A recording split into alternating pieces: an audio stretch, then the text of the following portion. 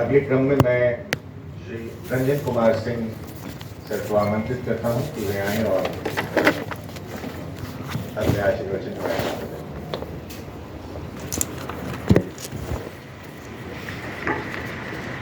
सम्मानित मंच और आप तमाम विद्वत्जन, आज से 70-72 वर्ष पूर्व मेरे पिताजी इस विश्वविद्यालय बल्कि इस हिंदी विभाग के विद्यार्थी रहे और उस नाते इस मंच पर अपनी उपस्थिति को मैं अपना परम सौभाग्य मानता।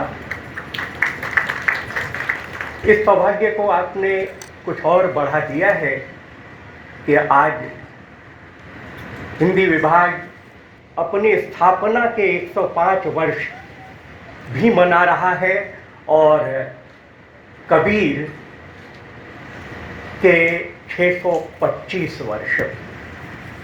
कबीर को पढ़ना वाकई जीवन को गढ़ना है। इस अपढ़ व्यक्ति की वाणी में जो ज्ञान है वह किसी के इहलोक से लेकर उसके परलोक तक को सवार देने के लिए यथेष्ट है। भारतीय परंपरा में मोक्ष के 3 मार्ग बताए गए हैं, ज्ञान, भक्ति और कर्म। फिर भी तीनों में बड़ा अंतर है। ज्ञान मार्ग पर चलकर विश्वामित्र ऋषि कहलाए तो भक्ति मार्ग को अपनाकर तुलसी संत, पर कर्म पथ पर बढ़ते हुए हनुमान भगवान हो गए। अब इसी तथ्य को दूसरी तरह से देखते हैं। कर्म पथ पर अग्रसर रहते हुए हनुमान भक्त हो रहे तो भक्ति मार्ग पर चलते हुए कबीर ज्ञानी। पोथी पढ़ पढ़ जुग मुआ पंडित भया न कोई, और ढाई आखर प्रेम का पढ़े सो पंडित होए। ज्ञान पढ़ने से नहीं बल्कि बांटने से बढ़ता है। निरक्षर कबीर ने अपने गुरु रामानंद से जो कुछ ग्रहण किया उसे बांटते बांटते इतना बढ़ा दिया कि वह अक्षर हो गया। भारतीय परंपरा में जो अक्षर है वही संपूर्ण है। जो क्षर है, नश्वर है, वह संपूर्ण हो भी कैसे सकता है। मुकम्मल में डालो मुकम्मल तो मुकम्मल, और मुकम्मल से निकालो मुकम्मल तो मुकम्मल। मुकम्मल में डालो मुकम्मल तो मुकम्मल, मुकम्मल से निकालो मुकम्मल तो मुकम्मल। मुकम्मल जो रहेगा सो हरदम मुकम्मल, जो घट रहे या बढ़ रहे वो क्या मुकम्मल। यही तो कहता है ईशोपनिषद का शांति पाठ।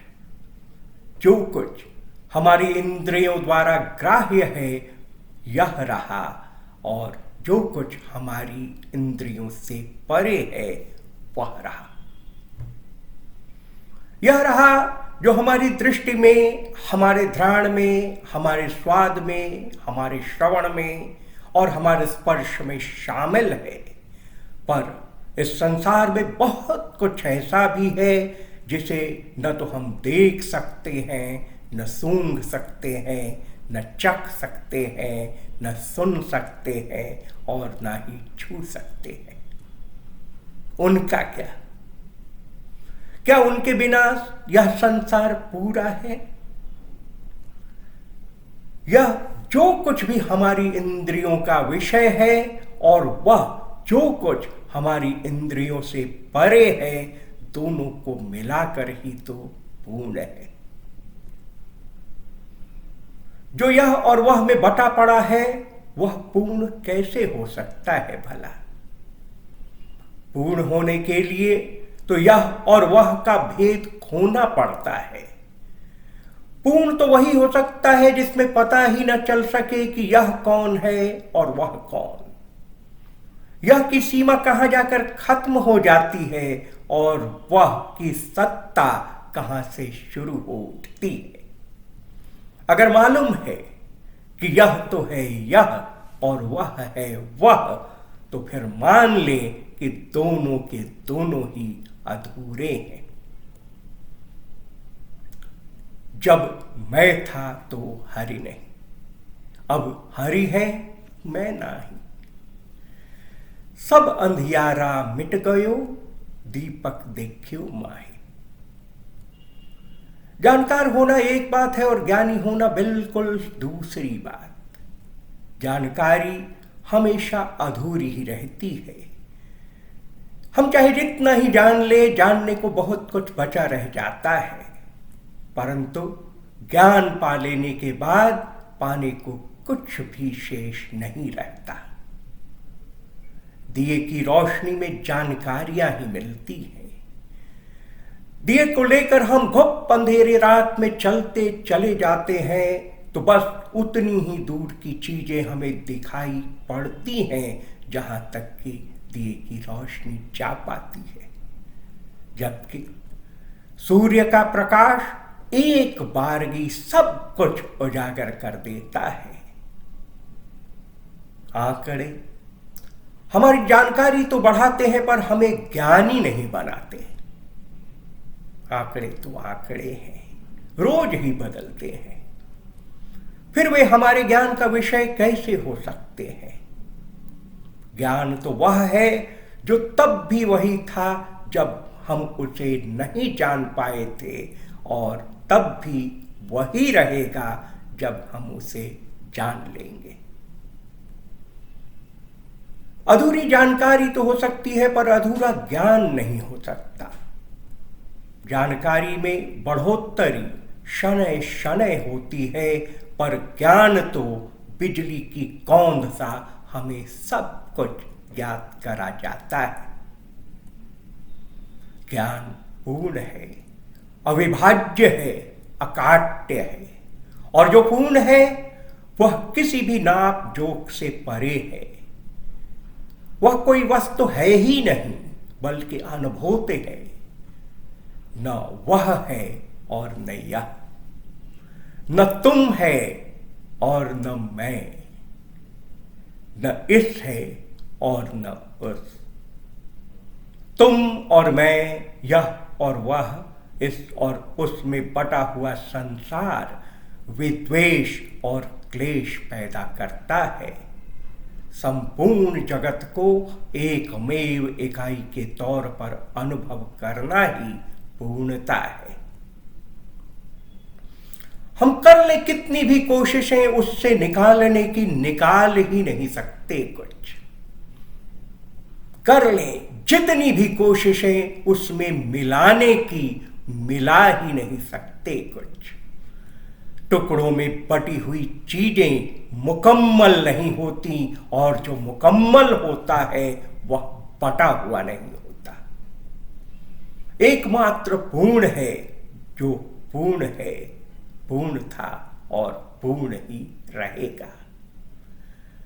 पूर्ण में ही यह है, पूर्ण में ही वह, पूर्ण में सब के सब समाहित हैं। फिर भी यह पूर्ण इन सब से नहीं बना है। यदि इनसे बना होता तो इनमें से किसी एक के भी न रहने पर वह अपूर्ण हो जाता, पर ऐसा है नहीं। जोड़ घटाव, गुना भाग, नफा नुकसान सबसे परे है यह पूर्ण। इसमें विभाजन भ्रामक है।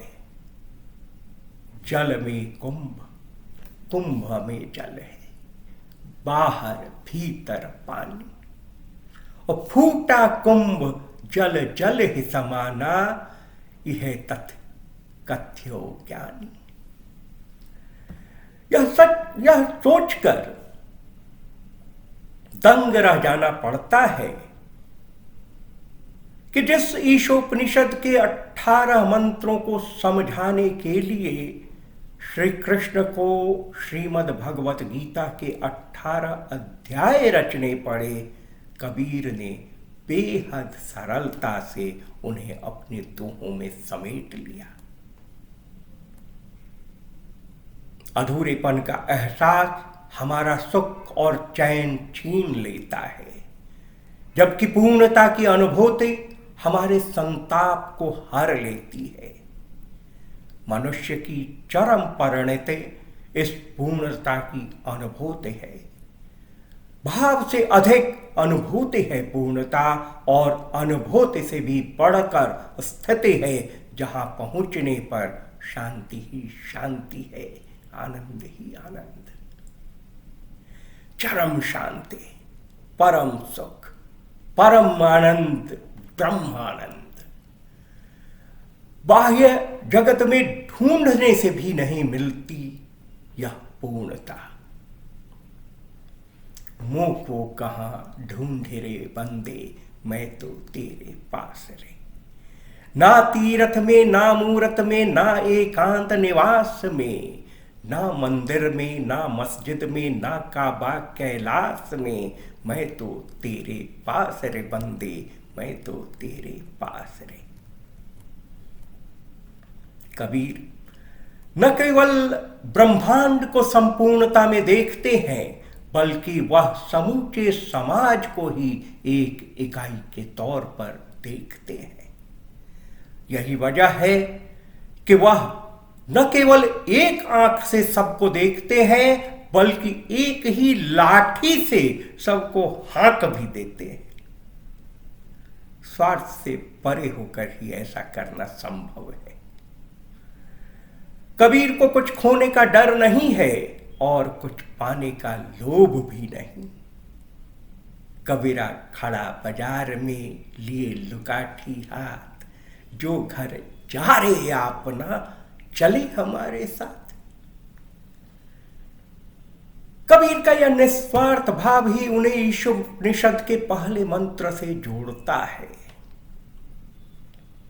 रब की चद्दर में समाया सबका सब, रब की चद्दर में समाया सब का सब, न तेरा है न मेरा है रब का सब। लालच ही क्यों उसके लिए जो दूजे का, पाओ मौज से तुम छोड़ हिस्सा औरों का। समाजवाद, यहां तक कि साम्यवाद की अवधारणा के पीछे भी तो ईशोपनिषद का यही मंत्र है। प्रकृति द्वारा प्रदत्त जो कुछ भी है, वह किसी एक व्यक्ति का न होकर पूरे समाज का है। यह ईश्वर का है, भगवान का नहीं, ईश्वर का। यानी सबों को समभाव एवं सद्भाव से नियंत्रित करने वाले महान नियंत्रक का, समाज की सम्मिलित शक्ति का प्रतिनिधित्व करने वाले पुरुष या संस्था का। जो सरकार या शासन व्यवस्था ईश्वर के तौर पर काम करती है, वही लोकहितकारी होती है। चाहे वह साम्यवादी व्यवस्था हो, समाजवादी व्यवस्था हो, या फिर राम राज्य ही। सबों के मूल में ईशोपनिषद का यह ब्रह्मबोध है कि संसार में सभी सामाजिक वर्गों के सभी व्यक्ति तमाम प्राकृतिक संपदाओं या संसाधनों के समान अधिकारी हैं और उन्हें अपनी आवश्यकता के अनुरूप इनका उपभोग करने की पूर्ण स्वतंत्रता है। इन सब पर यदि किसी का आधिपत्य है, तो सिर्फ और सिर्फ उस महान प्रशासक का, जो इन संसाधनों पर कुंडली मारकर नहीं बैठा है, बल्कि लोगों को त्याग की भावना के साथ उनका सानंद उपयोग करने की छूट देता है। नीतिशास्त्र में कहें तो अपने प्राप्य से अधिक प्राप्त करना अधर्म है, और समाजशास्त्र की भाषा में कहें तो अपने प्राप्य से अधिक प्राप्त करना चोरी। जो नीति शास्त्र से बंधे होते हैं वे संत कहलाते हैं, और जो समाज शास्त्र से बंधे होते हैं वे आदर्श नागरिक। हम सबकी जरूरतों का ख्याल रखने के लिए प्रकृति के पास पर्याप्त संसाधन है, पर किसी एक के भी लोभ की भरपाई करने में ये समस्त संसाधन कम पड़ जाते हैं। मनुष्य की तृष्णा का कहीं कोई अंत नहीं। लालच मनुष्य को और भी लालची बना देती है। उसकी इस अनियंत्रित अथवा असीमित भूख को नियंत्रित करने का काम धर्म करता है। साईं इतना दीजिए जामे कुटुंब समाए, मैं भी भूखा न रहूं और साधु न भूखा जाए। बाघ अपनी प्रकृति की वजह से कह बैठता है अब और नहीं बस, परंतु मनुष्य को तो और चाहिए। उसके शब्दकोश में बस शब्द शायद है ही नहीं। उसे देते जाओ उसका लेना जारी रहता है। उसे मालूम ही नहीं कि उसे बस कब कहना है। ऐसे में धर्म ही है जो उसे बताता है अब बस। मैं भूखा न रहूं यह जरूरी है। अपने परिवार का पालन पोषण कर सकूं यह भी जरूरी है।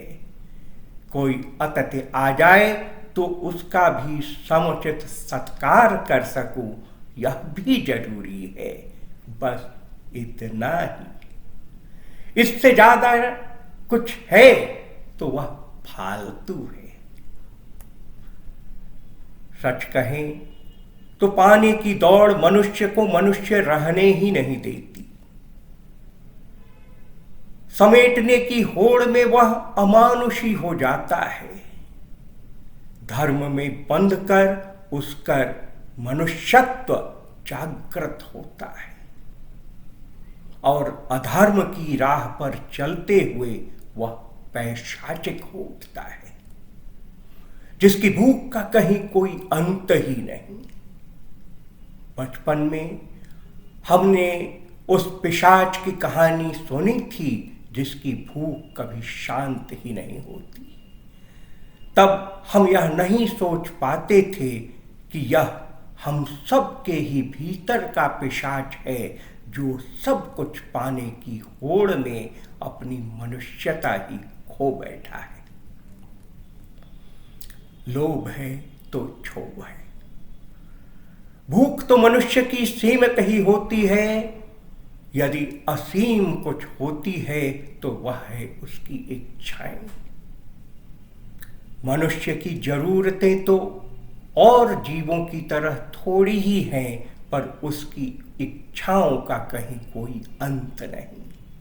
ये इच्छाएं ही है जो मनुष्य को मोहपाश में बांध रखती हैं और फिर मोहपाश में बंधकर वह दुख एवं क्लेश का शिकार हो रहता है। हम क्या लेकर आए थे, क्या लेकर जाएंगे? आवास है ईश्वर का, वही इसका स्वामी है। उसने हमें यहाँ रहने का अधिकार दे रखा है। उसने हमें यहाँ की तमाम चीजों के उपयोग की स्वतंत्रता दे रखी है, पर हम स्वामी नहीं हैं कि अपने साथ साथ उठा ले जाए ये तमाम चीजें। हम तो मात्र किराएदार हैं जिसे जाते समय सब कुछ उसी तरह छोड़ जाना है जैसा कि उसने पाया था। अपनी लालच में हम सुखमन तार से बीनी चदरिया मैली कर जाते हैं, पर कबीर तो वही है जो उसे जतन पूर्वक ओढ़े और जस का तस धर जाए। सो चादर सुर नर मुनि ओढ़ी, ओढ़ के मैली कीन चदरिया, दास कबीर जतन कर ओढ़ी, जो की जो धरती निकल। धन्यवाद। धन्यवाद सर।